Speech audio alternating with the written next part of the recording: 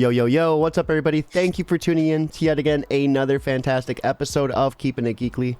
It's your Cape Crusader, Cody, and we're hanging out with our returning guest, Anthony, and joined by the series artist, Joey Murphy, of Superguy Issue 2, My Date with the President's Daughter.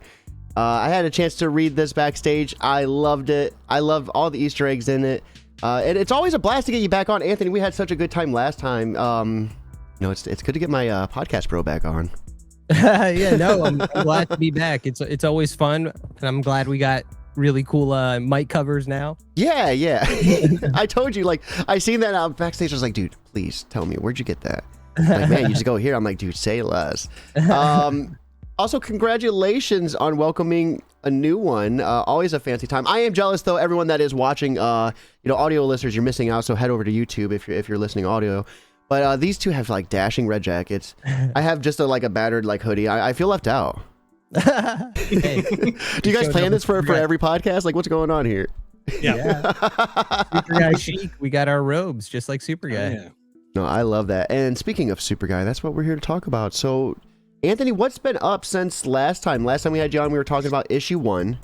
So what have you been up to since then? As soon as issue 1 was done, we were working on issue 2, we were ready for this to come out. We worked on it for the past year.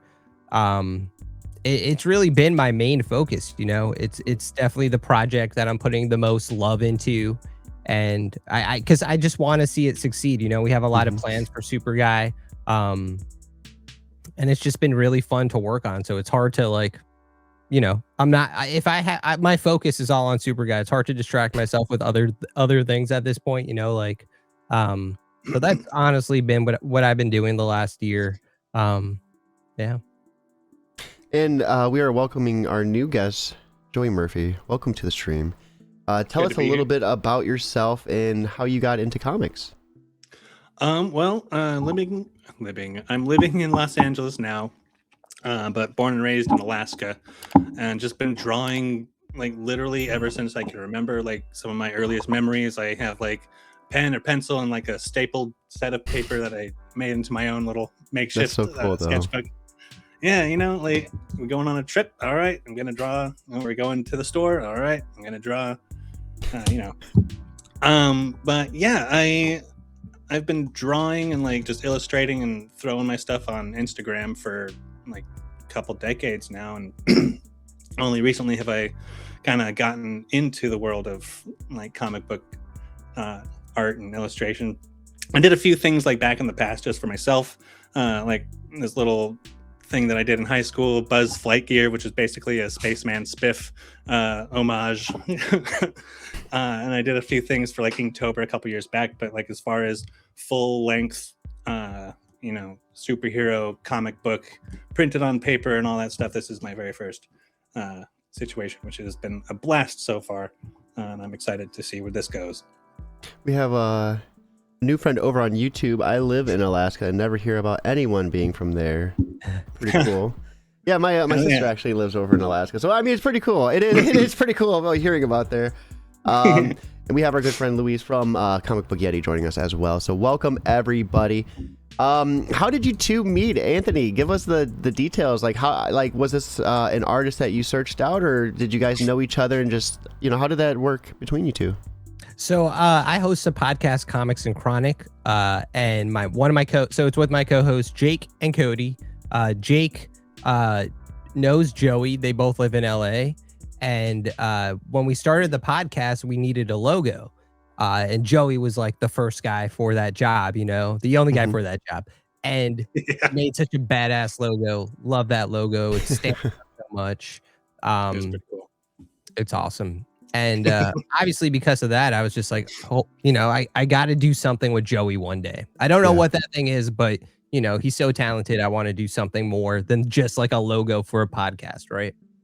So the same thing with my love for comics. I always wanted to write a comic, but how do I do that? Where do I start?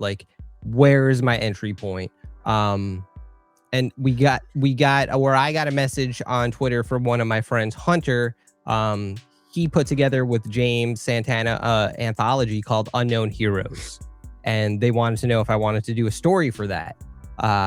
It would be a 10-page story, and the only subject is that it's like a superhero team up. So you can do anything with that you want. So I thought of a few ideas, but the first artist I reached out to was Joey, because this was the moment I was like, okay, Joey is an artist that I talk to often. We get along. I love his work. And I want to do something with him. So I hit him up. He sounded, right away, just like a lot of the stuff that we deal with Superguy, like we're pretty much on the same page from Jump Street. Yeah. And it just kind of goes from there. Like I threw him a few ideas. We both land on Superguy. It's like easily the main choice. We do the one shot. We love the one shot. It gets a good reception. We're like, okay, let's do the first issue. First issue did well on Kickstarter. Okay, let's keep doing this thing. Like it just, it's there's so much momentum right now. And it just kind of feels like, I don't know. I'm so glad I met Joey, because I don't know, like I really don't know, dude. Like how like comics is so mystifying, like I didn't know how I was ever gonna make one. But now we've made at this point 3, which is so awesome, Oh, yeah. So Joey, was this your first time diving into comic like sequential arts, or did you have previous? You said you worked on stuff before, like for yourself. Yeah, just like I had done my own like little stories, so like I had experience in doing that, and like reading comic books and kind of understanding like generally like the flow of how to do it. So it wasn't really like a new for me, but What about working with a writer? That was new, yeah, because the other stuff was just my own thing, so like I had full control. But I don't know, it just came so naturally, I guess, with Anthony, that I didn't even really think about it. Just it wasn't really anything different than what I had been doing. It's just the pages were already written. I didn't have to do that part, so the hard part was over. So you just get to do the fun part, the drawing and designing. Yeah. Last podcast, we talked a tremendous amount about the interiors, about the little attention, the details. How the Robotguy like turns colors when he goes from evil to good. Yeah, his eyes, like that's a really important detail. Yes. We talked about that, and I thought it was so cool. And it's just the way you guys work together. It really does feel in sync. Backstage, we were talking. It's cool to talk about the book in its entirety, right? Or what's yes. I don't want to spoil too much. Like we have the first 8 pages up. Although the title of issue 2 is My Date with the President's Daughter, right? So it's kind of clear what's happening in that issue. If it's what you mentioned backstage, totally fine. Okay, I don't cool. mind. Perfect. Okay, I really love too how you hid that Easter egg, the tally on the wall. That was such a cool thing. And man, Superguy, he still sucks this issue. He hasn't really grown much. Nope. As a person. Anthony, for anyone who might be listening or tuning in for the first time, can you tell us about kind of what happened within the first issue? Sure. So the first issue, Superguy is, it's really everyone's first introduction to him. We have the one shot, but like this is the first full issue. It's issue 1. We have Superguy, who is a lazy Superman, and his robot sidekick, who is what we learn in the one shot is he came here to invade Earth. He was hit by a bolt of lightning. He's reprogrammed to be Superguy's sidekick. In this issue, we see him being not only a sidekick, but like a true hero. He's the one that saves the big city where they're from being hit by a meteor. Superguy doesn't want anything to do with it. He's too busy. He's tired. He needs a nap. But of course he takes the credit. That's Superguy's MO. Robotguy or anyone else does the work, he takes the credit. Everyone loves him. And Robotguy just kind of steps up. He saves the city, and then he runs through a gauntlet of Superguy's villains. And Superguy catches this on the news because Robotguy is being praised. People are like, there's this new robot, he's saving the day. Superguy hates this. His ego is being threatened, right? So now he's going to step in and actually use his powers and fight Robotguy. Because that's the only way he's getting off the couch, He's literally fighting in a robe, which is why we're wearing the robe. He's in his undies. He's wearing pink Crocs. I'm also wearing pink Crocs. There's something about I had Crocs, some, I'd be wearing dude. them. I was so like not for Crocs. I was against Crocs. Let it be known. I was Same here. and like, dude, I slipped some on. I had to go outside real quick, and I didn't want to put the shoes on. I didn't want to lace up, So I'm like, you know what, whatever. I'll put my girl's Crocs on. Comfortable, tremendously comfortable, and I was changed. It's like from that walking day on a forward. cloud. Yeah, dude, I fucking rock them. Like I go to school, drop off, like sweats, fucking sweatshirt, like Crocs. I'm like, I don't give a damn, dude. Yeah. But they are amazingly comfortable. And that's your choice, Joey. That was an example of like, this is something because you said you didn't want to draw feet. If I can avoid drawing feet, especially bare feet, at any cost, I will take that. And so early on in the process, I was like, I can't. So I just threw on what's the funniest shoe that, of course, Superguy would be wearing. Oh yeah, Crocs, like pink Crocs. That's hilarious. And it's so much easier than having to draw like. Otherwise, he would be in bare feet, or maybe socks, anything. But Crocs are funnier. So when you were designing this character, I know we talked a little bit about the Crocs, but what else went into his appearance? I don't know. Like when I was first designing him, I was just thinking like what made Superman and Batman, their silhouettes like iconic, and you got the big broad chin and like the big muscles, and I was like, that's it. But it's Superguy. He's not going to be like ripped because he's just lazy and like on the couch as much as he can. So like we're gonna kind of make this big triangular shape a little more triangular this way. Give him a bit more of a belly. Like he's still got like thick arms, but like he's just a big guy. And then maybe round off that chin a little bit so it's not like the Batman. Just like he's got some jowlage.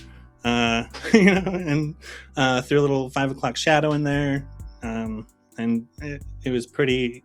That's pretty much it. Like something kind of goofy looking, but like not too goofy looking.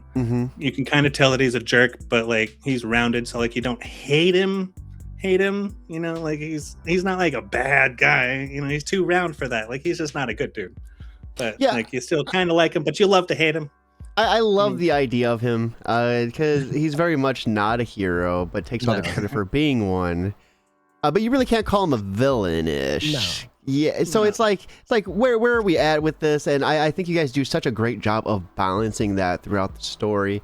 One thing I really loved was the continuity. There's such strong continuity within the series. Like Damage from the first issue goes on into the second one.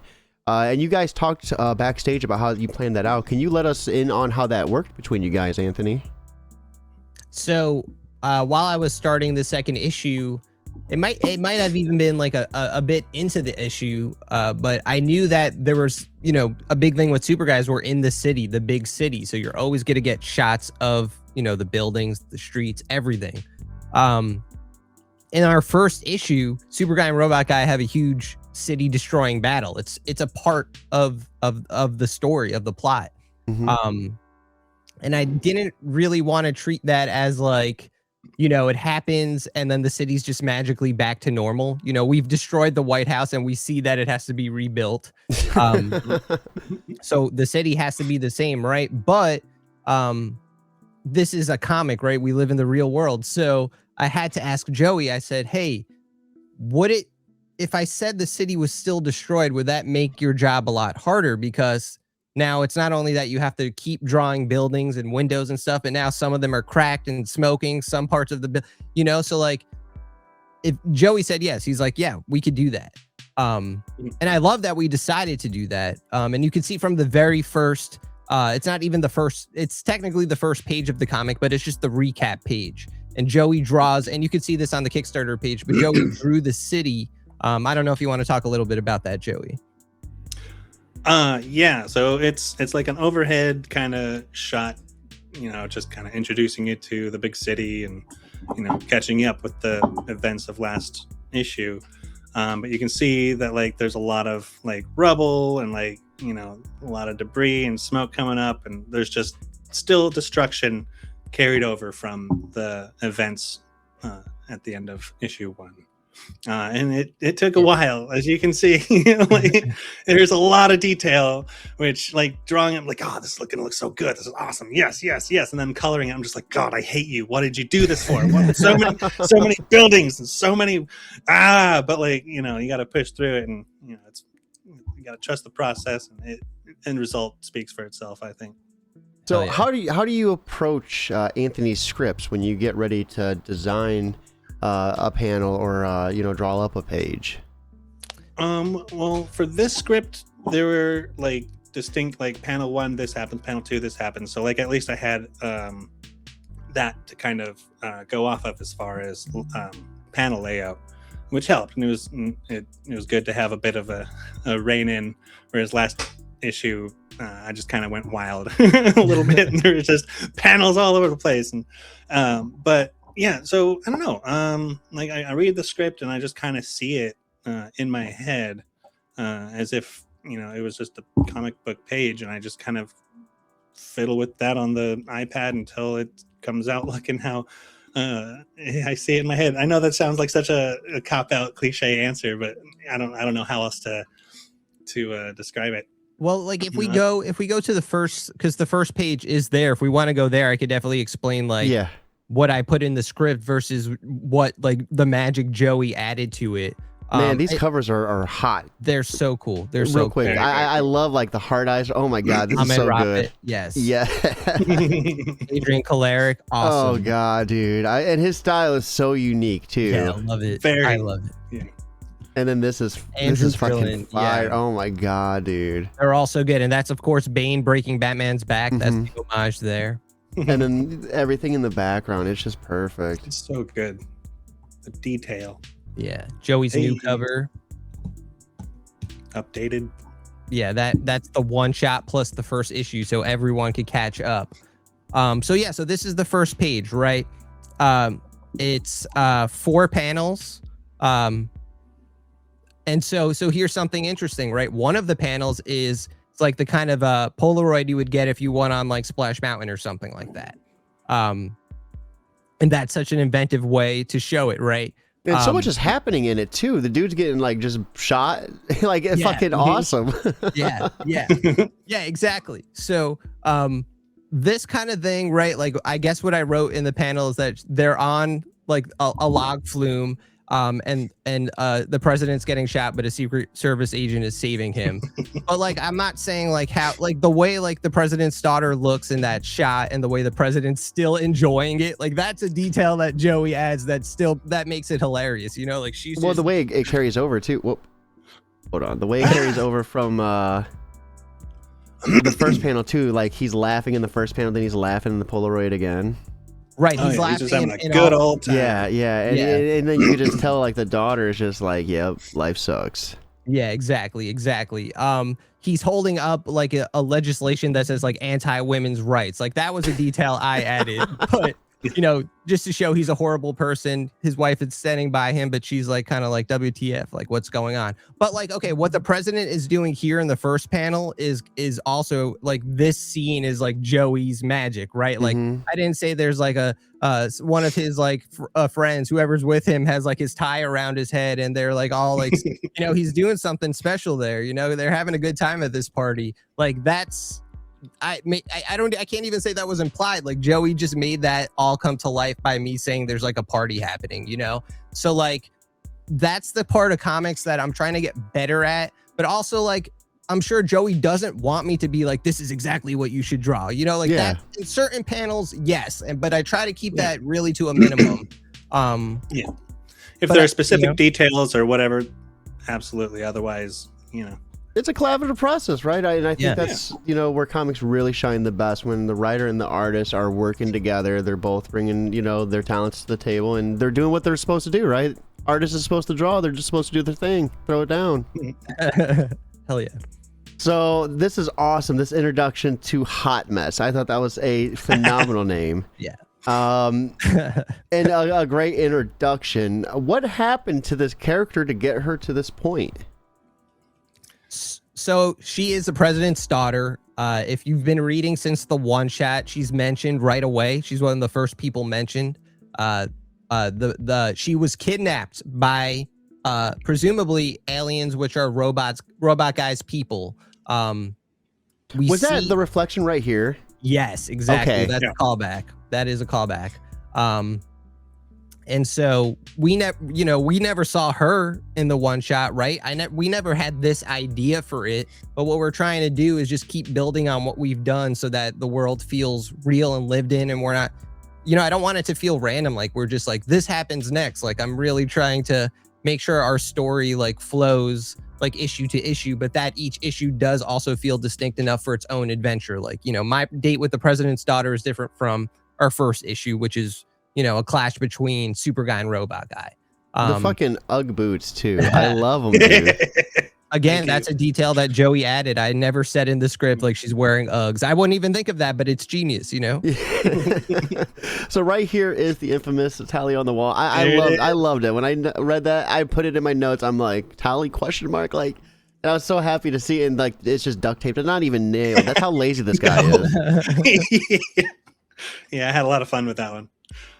Superguy also doesn't have a lot of money, he's just some dude. He lives in an apartment, he doesn't live in like, a fortress of solitude or like a nice Wayne Manor type place. Mm-hmm. So one thing I really enjoyed was him like reminiscing on what it felt like a past, like yes. Yes.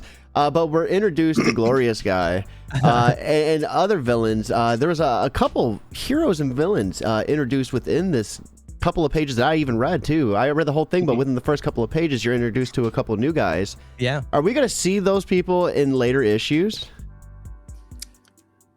Guess you got to keep reading. I don't know. Yeah. I will say this, and we've talked about it a lot, but in other podcasts and shows, but it's like no secret. Like we're not trying to have like throwaway characters, like we don't want anything to feel like that. Like nothing is like too frivolously like thrown in. Mm-hmm. And if we put in again, like sometimes Joey throws in a detail and I'm like, like I have ideas just because of this robe, that I didn't think of, as a writer, I'm not necessarily thinking like, oh, he's wearing this, so this should like affect something, but like it should, like it really should, because those are real details. So like, yeah, we introduced a lot of villains in the first issue.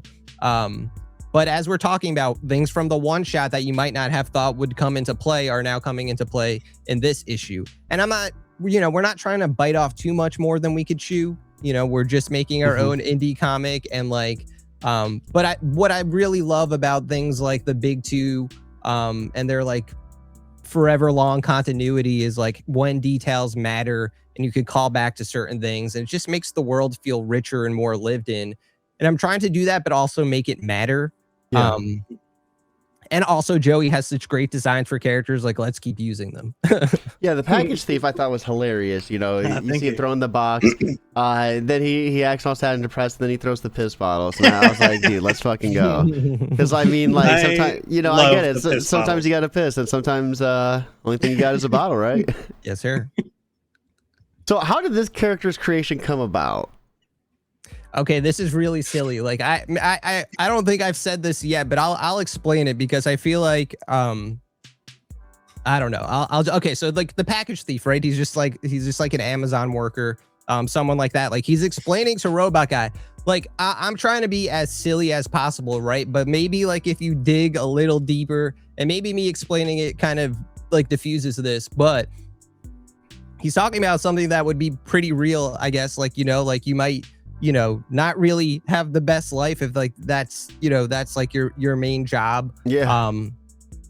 And like he's having a real moment with Robotguy, and Robotguy is like, empathizing with him.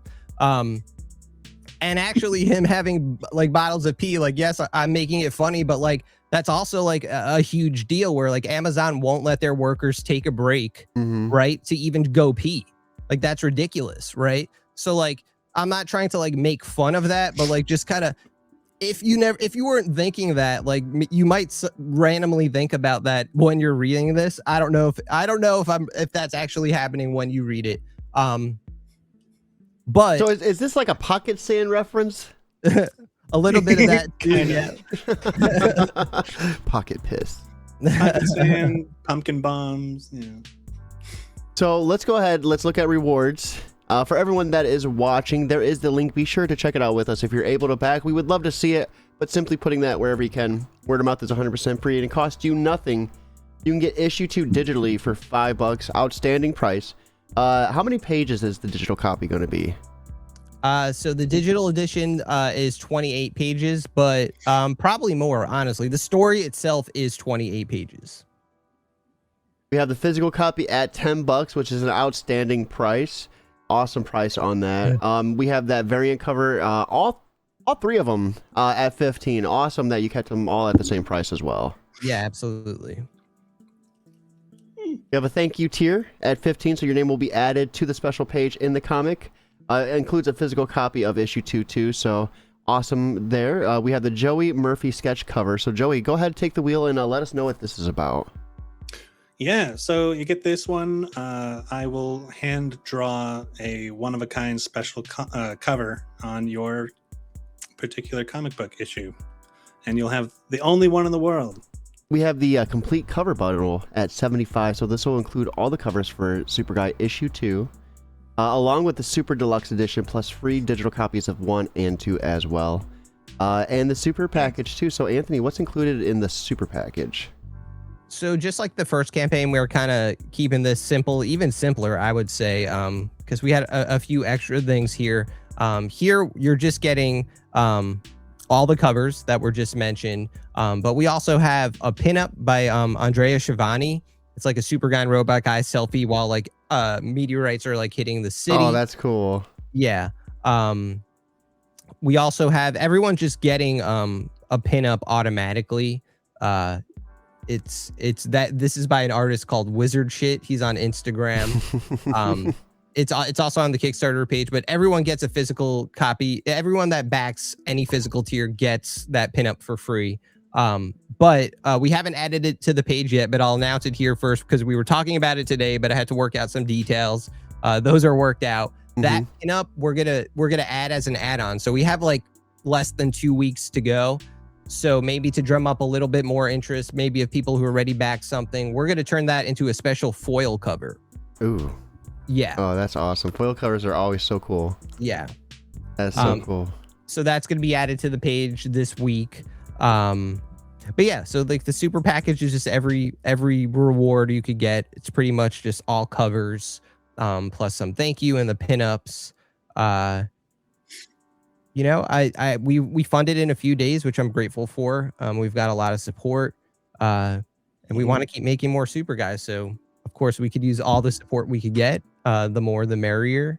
But you know, I think whether or not, I don't know, Superguy is just, it's fun to make, you know, we just want to keep making more.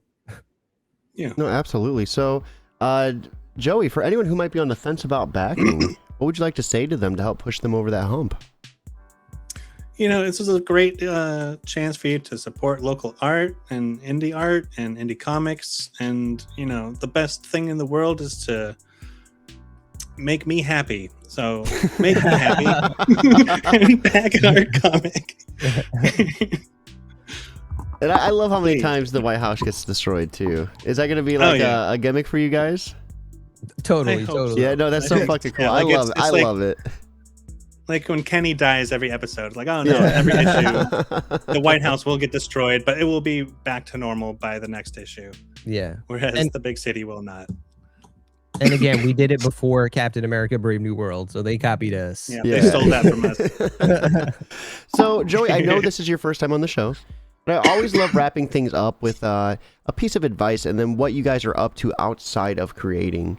So I think we'll do a cool little spin on this. And since we have a writer and an artist team, let's have that advice kind of targeted towards a collaboration process. So for your respective roles, Anthony and Joey, and we'll start with Anthony first.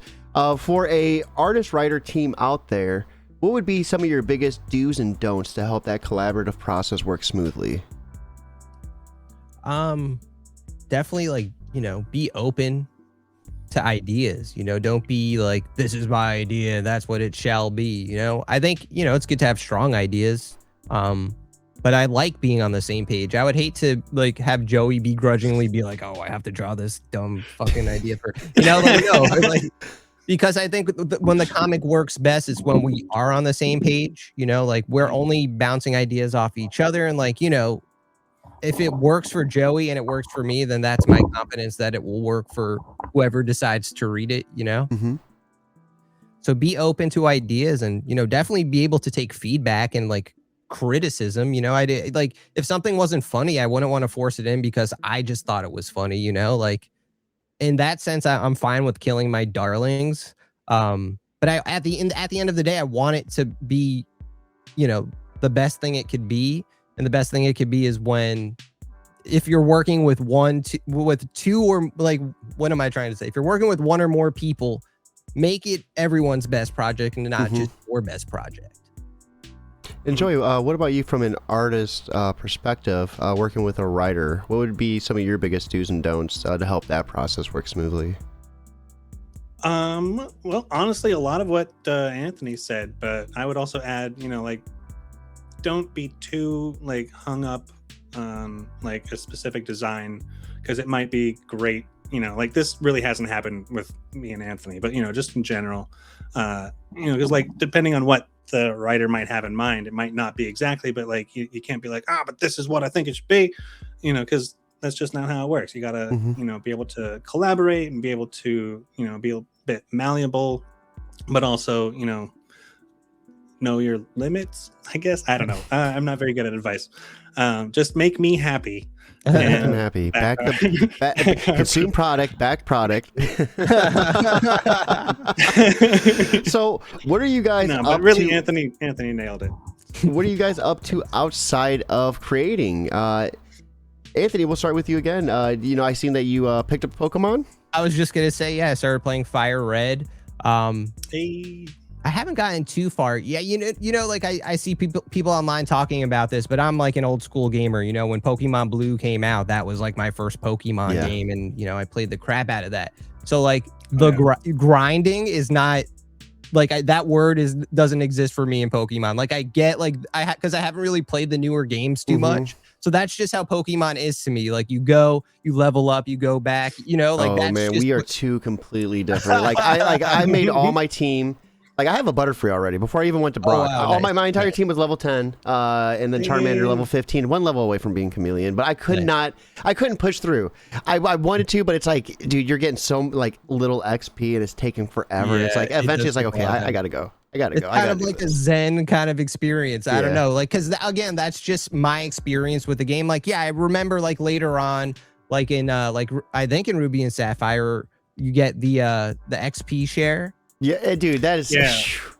These young kids have it made. Yeah. All right, because I'm telling you, back in my day, when you had AA batteries, all right, you had to put them in the freezer to get a little bit extra juice. You're playing Street Light in the car, like, dude. Yeah, the Game Boy didn't have the backlight. God, you had to get the worm light, and that killed your battery even faster. Oh my god. So, what shows, what movies are you watching, Anthony? What did I just watch? Oh, I started watching because the movie just came out and I want to see that. Nirvana, the band, the show. I seen that. I heard it was really good. Yeah. What is that? So it's kind of like the best way I could describe it, and it's not even entirely accurate. It kind of feels like Always Sunny meets Nathan For You a little bit. Like parts of the they're like two dudes, and every episode it's a Canadian show. All they're trying to do. You never really see them perform music too much, even though they're saying they're a band. One guy's playing piano a lot. So it has nothing to do with Nirvana? No, nothing at all. Okay, I love when shows just like totally throw you off for no reason at all. It's like, damn, dude, brilliant. Yeah, no, nothing to do with Nirvana at all. But that's like an ongoing joke. Like when so like every episode they're trying to book a gig at this place called the Rivoli. And like they can never make it happen, but like a lot of times they'll call and like they'll get through and they'll be like Nirvana. They're like, no, Nirvana the band, and like it'll always be advertised as Nirvana. So like it always like with that idea going, like it's just so funny. But they're like kind of jerks about it. Like they'll try to get booked on the show no matter, they'll really do messed up stuff. Like they steal a Make-A-Wish kid in one episode. It's kind of messed up. But like also in certain segments, they're actually like filming on the streets of Canada. That's cool. And like interacting with real people. And that kind of informs the story sometimes. They'll just like go with it. It's really cool. It came out in like 2017. So like it's not like it's brand new, but the movie just came out. So okay. I haven't seen that yet. The show, the movie. Yeah, I'm gonna have to check it out. So Joey, what are you up to outside of creating? Well, outside of creating and when I'm not at work, I'm also playing Pokemon, but just Go. It's a completely different thing, but it's all I have time for these days. That changed the world when it dropped. Hell yeah! It really did. Like I came out, I remember being like, "Oh, this is really cool" for like a little bit, and I was like, "Oh, this is just a lot of the same thing. I'm kind of done with it." And then it heard, and I was like, "Oh, we got a new thing. Check this out." I was like, "Oh, okay, well, dude, like my entire town, went by. I remember the walkways where all the Pokestops were. Just people flock there. Oh yeah, and it's like the community for like just like a week or two, just like embraced. There was peace. There was peace. And it slowed down, but then it picked back up during COVID, and I was just like, well, I'm outside. I'll just do this, and it was like, here's new things. And I was just like, well, it's kind of interesting now. And every time I get bored with it, something new happens, and I'm like, well, just when I think I'm out, so back in. If you have a Switch, you can actually, like the Hey You, Pikachu, and Eevee, you can transfer Pokemon from Go to that game, I think. Yeah, you could. Oh shit! Yeah, dude. I remember so far behind in the Pokemon game stuff. I feel so old. Yeah, I caught a shiny Vaporeon. I think I transferred it over and had the shiny Vaporeon in the game. Yeah, it's a lot of it's home based. I think that's why they remade the Fire Red and Leaf Green, so they can just be like, hey, $19.99 with the home expansion. Now you have a reason to consume. Like, they had me. I was a sucker. How they get you. That's how they got me. Everyone that is watching, here is a link. Be sure to check it out. We have Comics for All live joining us over on YouTube. Thank you for stopping in. I hope you're having a fantastic night.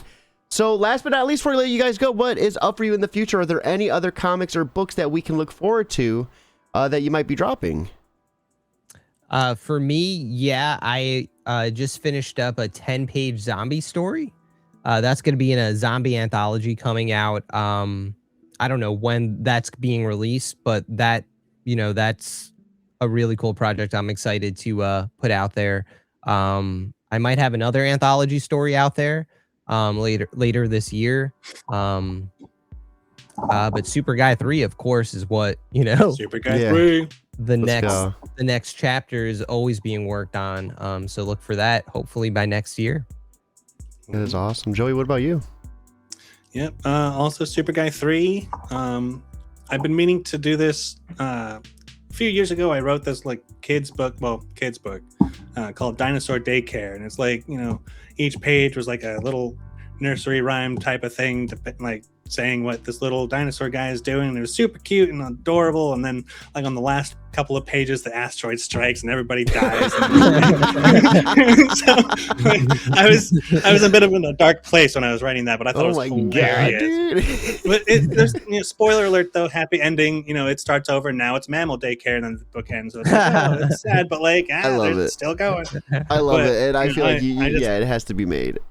Yeah, so I'm. It's old. It's I don't know, 2017 is when I did it, and I feel like my artwork has vastly improved since then. I just want to kind of re-up it and see if I can make it look a little bit better, and then get that out there into the world, because I think it's hilarious.